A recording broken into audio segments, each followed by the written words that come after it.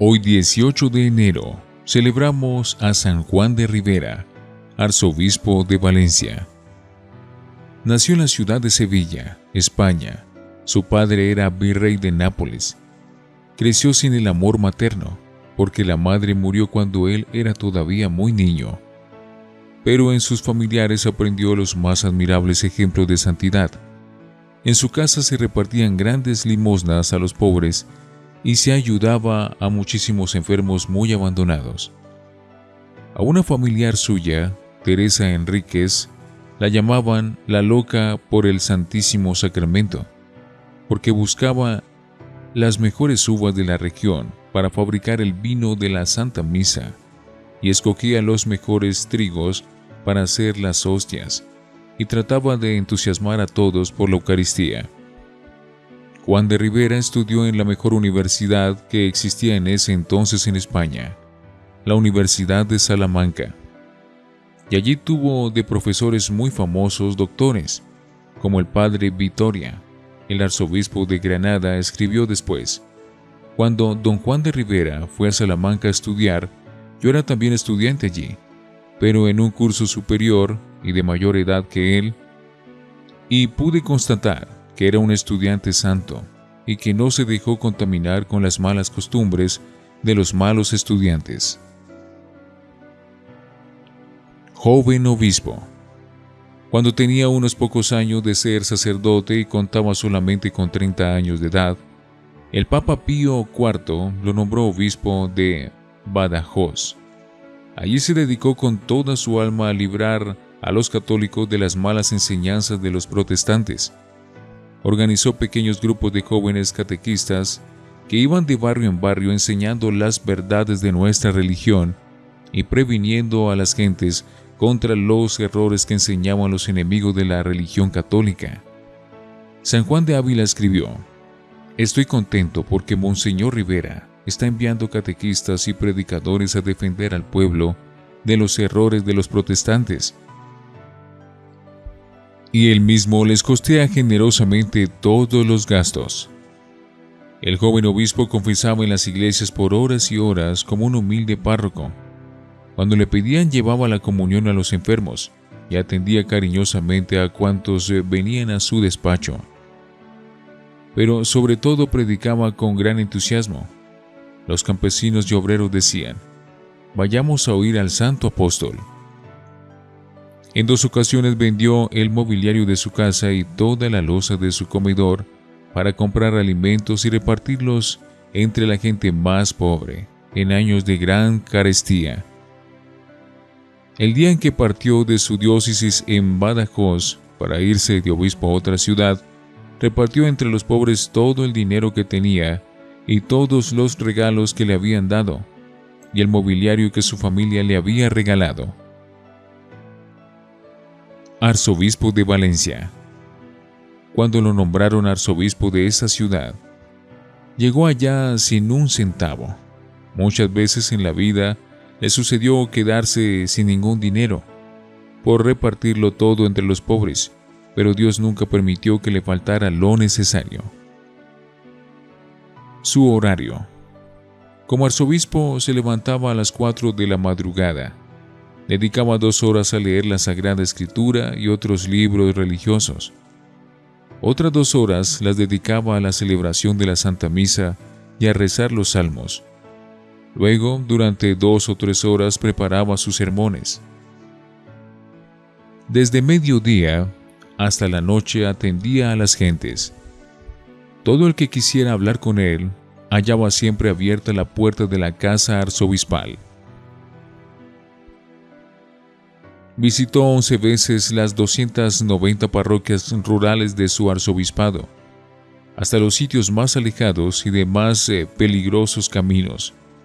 Allá llegaba a evangelizar y a visitar a sus fieles católicos y a administrar el sacramento de la confirmación. Después de emplear todo el día en predicar, en confirmar y en atender a la gente, los párrocos notaban que en cada parroquia se quedaba hasta altas horas de la noche estudiando libros religiosos. Desde 1569 hasta 1610, hizo 2.715 visitas pastorales a las parroquias y los resultados de esas visitas los dejó en 91 volúmenes con 91.000 páginas. Celebró 7 sínodos o reuniones con todos los párrocos para estudiar los modos de evangelizar con mayor éxito a las gentes.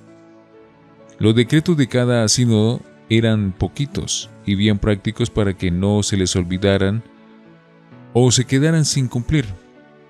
Todos estos sínodos tenían un objeto principal: obtener que los sacerdotes se hicieran más santos. Su trato con los sacerdotes. Trataba a todos y a cada uno de los sacerdotes con la más exquisita cortesía y amabilidad. Cada uno de ellos podía exclamar: «Lo aprecio porque tuvo tiempo para mí». Cada año les hacía dedicar unos 10 días en silencio para hacer retiros espirituales. Siempre les advertía francamente los errores que habían de corregir, pero las correcciones las hacía en privado y lejos de los demás. A un joven sacerdote que iba a comenzar a confesar y a dar dirección espiritual le dijo: «Mire, hijo, que usted es muy mozo y su oficio es peligroso». Y es que él mismo, recién ordenado de sacerdote, tuvo sus peligros. Un día una joven penitente, con pretexto de que se iba a confesar, le declaró que estaba enamorada de él. Y Juan rechazó valientemente aquella trampa y después logró que aquella pobre pecadora se convirtiera. En el colegio, en la universidad y ahora como obispo, lo que lo libró siempre de caer en las trampas de la impureza fue el practicar mucho la mortificación y el dedicar bastante tiempo a la oración. Se cumplía en su vida lo que decía Jesús: ciertos malos espíritus solo se alejan con la oración y la mortificación. Le agradaba mucho dar clases de catecismo a los niños. Él en persona los preparaba a la primera comunión. La gente veía con agrado al obispo sentado en un taburete en la mitad del patio, rodeado de muchos niños, enseñándoles el catecismo.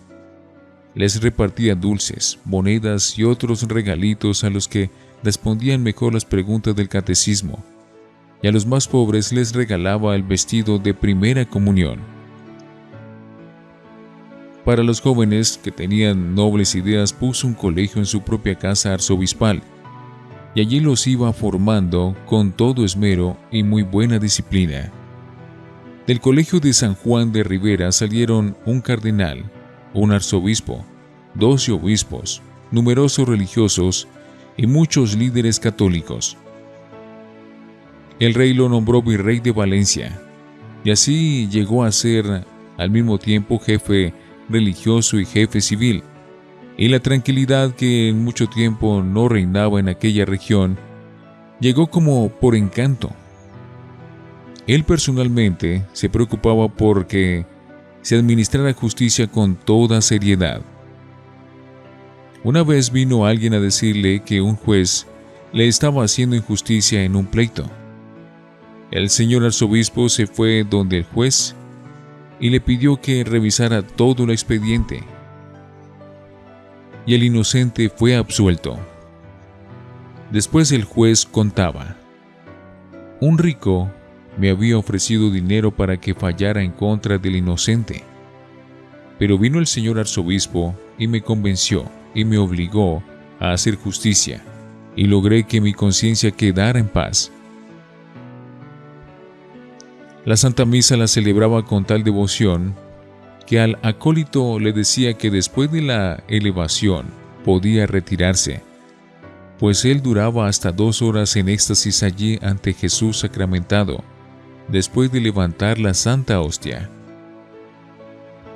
Cuando al ver que la gente era muy indiferente para la religión, le pidió al Papa que le quitara de aquel cargo, pero el sumo pontífice le pareció que él era el más dedicado para ese arzobispado, y le rogó que hiciera el sacrificio de seguir en ese sagrado cargo. y así por 42 años estuvo de arzobispo de Valencia, obteniendo enormes frutos espirituales. Murió en enero de 1611. Cuando se supo la noticia de su muerte, los niños recorrían las calles cantando: "El señor arzobispo está en la gloria obteniendo el premio de sus victorias". Durante los funerales, en el momento de la elevación de la Santa Hostia en la misa, los que estaban junto al cadáver vieron que abría los ojos y que el rostro se le había sonrosado, por unos momentos, como adorando al Santísimo Sacramento. El Papa San Pío V lo llamaba la lumbrera de todos los obispos españoles. Hizo muchos milagros, fue beatificado en 1796 y fue declarado santo por el Papa Juan XXIII en 1960. San Juan de Ribera ruega por los universitarios, por los colegiales, por los sacerdotes y los obispos, para que se vuelvan santos y salgan vencedores de los ataques de los enemigos de la salvación. San Juan de Ribera ruega por nosotros.